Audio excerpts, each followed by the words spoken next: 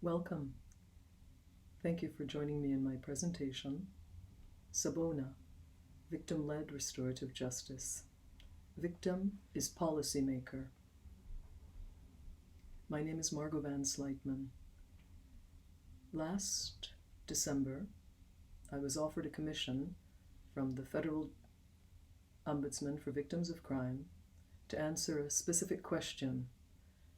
Essentially, it was to be a research paper addressing a very important aspect of restorative justice. And here's the question that I was offered.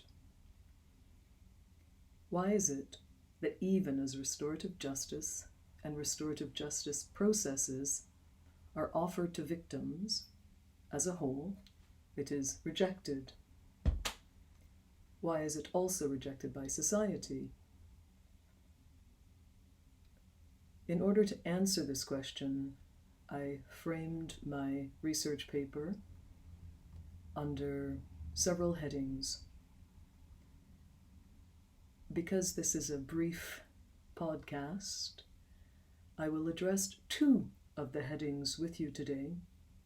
And of course, I will invite you to visit the Government of Canada website, our Justice Department of this country, where my paper is available, will be available to you in English and French. However, this is a podcast I'm doing, but I actually will give you some work as well. During the process of me sharing my paper, I would like you to think of responses to these three questions. And of course, when this sharing is done, I would really like to know your answers. So you're kind of doing some work too. The questions are these. What is Theodore's place? What is Sawbonna? And how do Theodore's place and Sawbonna share a profound connection to restorative justice? So, you've got your work cut out for you. I invite you to sit with me for a few moments as I offer some answers to those questions. Restorative justice is important, vital, and necessary.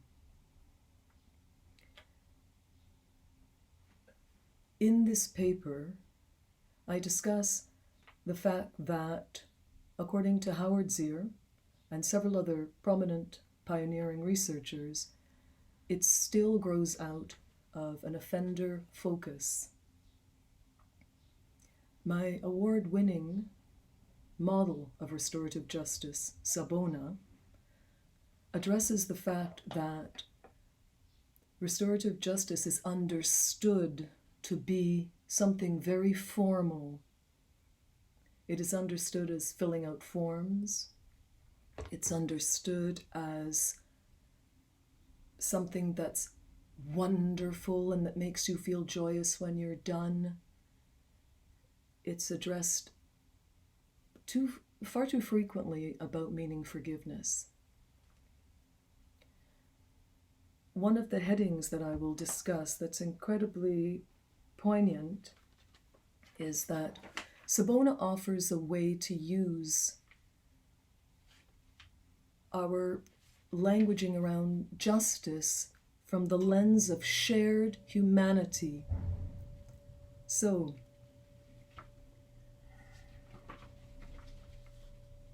a very poignant occurrence happened to me. 30 years after he was murdered, Theodore, my father, one of his 3 murderers contacted me. He did that because he read about my work with therapeutic writing and an award I received from the National Association for Poetry Therapy about that. That is another part of my life's work, writing as healing. At any rate, I wanted to meet him, and we met. that was in 2007. We did not fill out forms. We did due diligence, meaning I checked my safety. Of course, he's a lifer, so he cannot simply just meet whomever he wants. At any rate, we met, we shared healing. I accompanied him for quite a number of years in terms of supporting his journey, his life, his work. One of the things that I was told when I met wardens, his parole officers, was that one of the most heinous crimes that can be committed after a murder is for the murderer to deny the act. Well, here's where Sawbonna fits in. My father's murderer did in fact do that after we had worked together for a number of years, me supporting him. I received an email saying that it was not actually him that murdered my father. It was troubling to me. Troubling.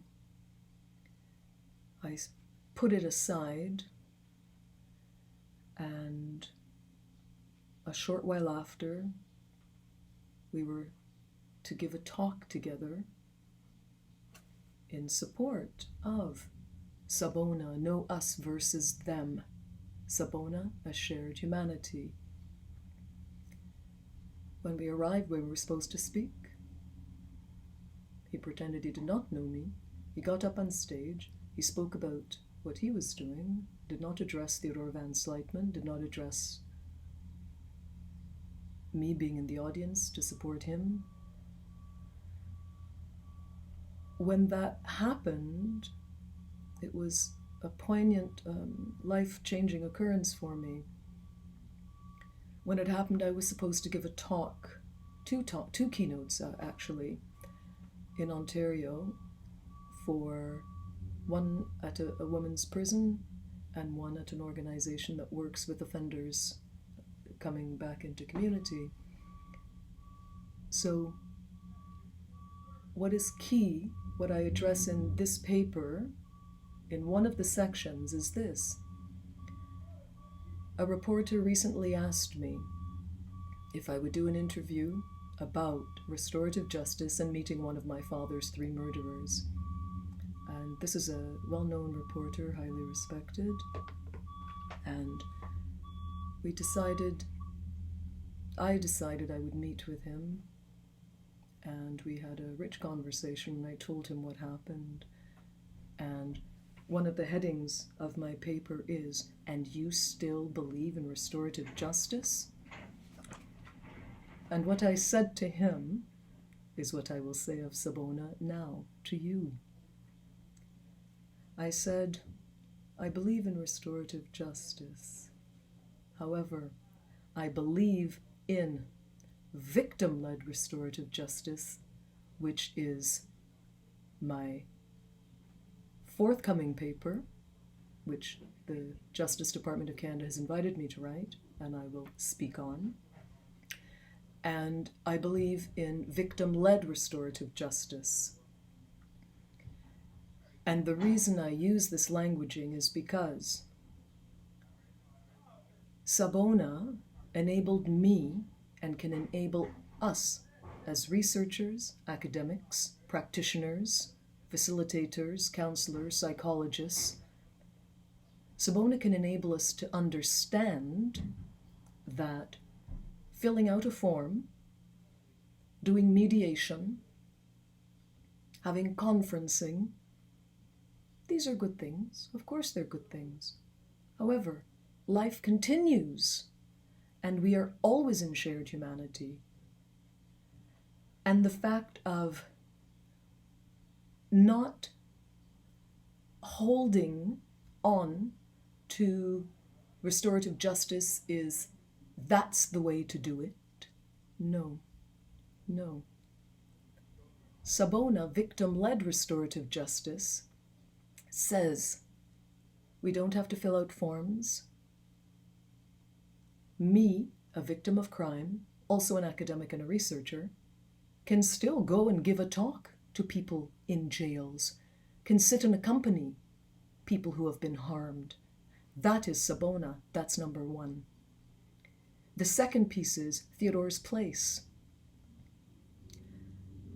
Along with this, in fact, included in this paper, I was asked to write about the needs and services of victims within the paradigm of criminal, restorative, and social justice. And one of the pressing needs is to have healing homes for victims of crime that are built and contextualized within the crucible, within the context of Sawbonna, shared humanity.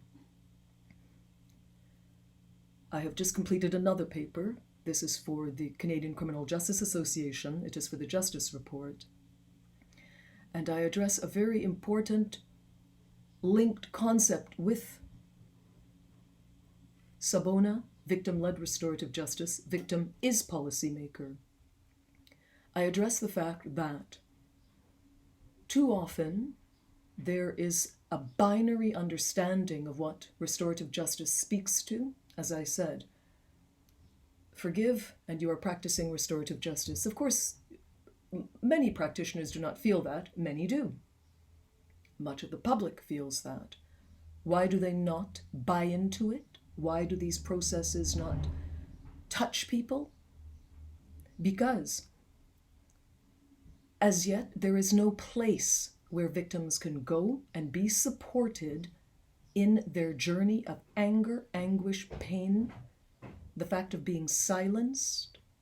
This is what Theodore's Place Healing Home for Crime Survivors addresses. At this particular juncture, as I speak of in this research paper, it is a bricks and mortar model. At this moment, it's virtual. One of the needs and one of the services that is required for victims of crime is a healing home in each and every province to which we can go, they can go. Those are the two key points that I address in this paper: what Sawbonna is, what Theodore's Place is, and I will help you in answering the question, why and how do they relate in a profound manner to restorative justice? Sawbonna, an award-winning, emerging model of restorative justice, says there are voices that are missing from the restorative justice conversation. There is as yet a binary notion of who can do it and who should do it.